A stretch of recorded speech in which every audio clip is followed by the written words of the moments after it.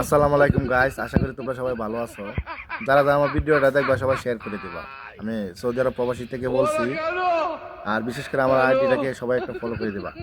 বাংলাদেশ এয়ারপোর্টে বলে কোন একটা বাবা আইছে, বাবা কি করে সবাই একটু তাকেন আমার পাশে, তারপর আমি কিছু কথা বলতেছি। সবাই আমার ধৈর্য সহকারে তাকেন।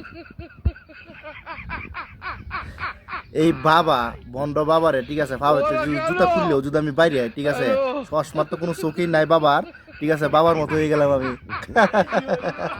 ঠিক আছে, মাদার সুদের মাদার সুদ নাম লাগাইছো তোর বাবা, সুদানি মাগির ফুতাইন। প্রবাস থেকে আমরা কষ্ট করে কামাই করে তারপরে দেশে একটা ফ্যামিলির জন্য একটা জিনিস নিয়ে যাই, আর তগর মতো সুসুটার কারণে প্রবাসের প্রবাসের মাটিতে আমরাও শান্তি পাই না। ঠিক আছে, বাংলাদেশের মানুষ তো শান্তি পাই না, সুরের ঘরে সুরের তগর লাগিয়ে মনে করো আমরা প্রবাসে থেকে শান্তি পাই না। 4 বছর 5 বছর পরে পরে একটা জিনিস লয়ে যাই, জিনিসটা লয়ে গেলে পরে মনে করো যে চশমাটা দেবা দেখছো না কুলা, এভাবে কুললে কুলে রাখিয়ে দেয়।